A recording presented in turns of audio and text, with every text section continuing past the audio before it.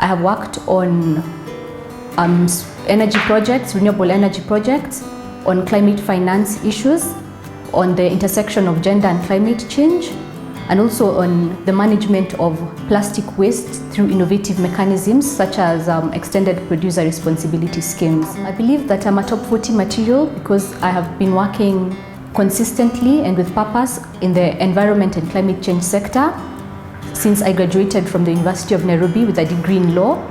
And over the years, my work has had an impact in not just Kenya, but also in the African continent.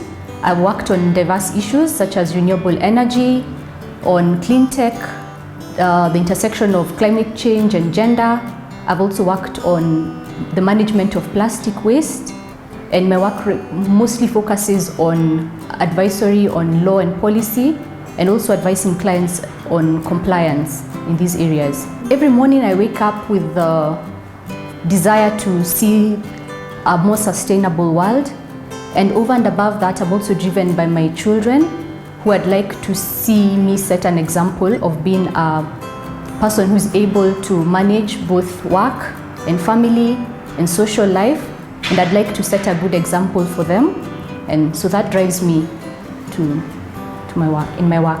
The challenges I've experienced in rising to my current position have been diverse. Firstly, which comes to my mind at the foremost, is the challenge of balancing work and family as a mother and also as a lawyer by training and one who's ambitious. It has not been easy knowing which ball to throw in the air and which one to hold down.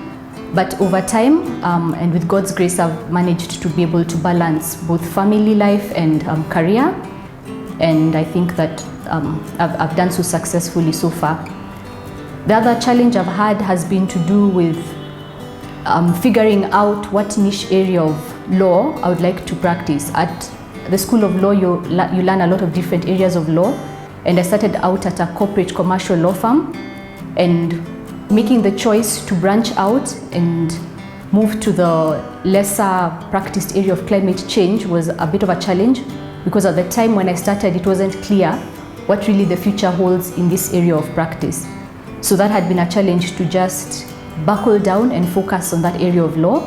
But I've seen that with focus on an area you're passionate about, great things can happen. The next generation, I'd tell them to not to be afraid to choose the road less traveled, especially if you're in, for example, if you're a law student right now, don't be afraid to venture into new areas of law.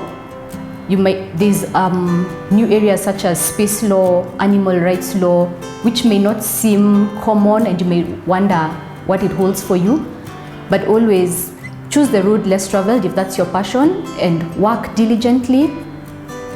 Pursue excellence and you will succeed. The lessons I've learned so far are to work hard, to also live your truth.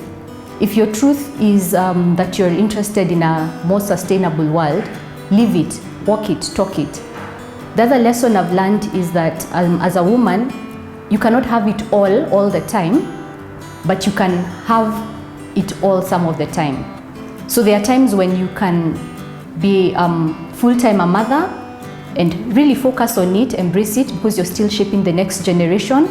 And then at the same time, you can always bounce back to your career. I took some time out of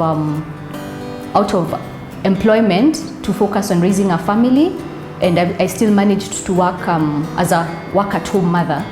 And I think it's a possible way of doing things, and I would say that as a word of advice, don't be scared to embrace all aspects of your life. My final comments would just be to tell anyone who's young and wondering what the future holds for them, and even anyone who's old and is feeling like maybe this bus has passed me, that it's never too late and it's never too early to do that which in your heart you feel you must do, and especially if that is the right thing to do.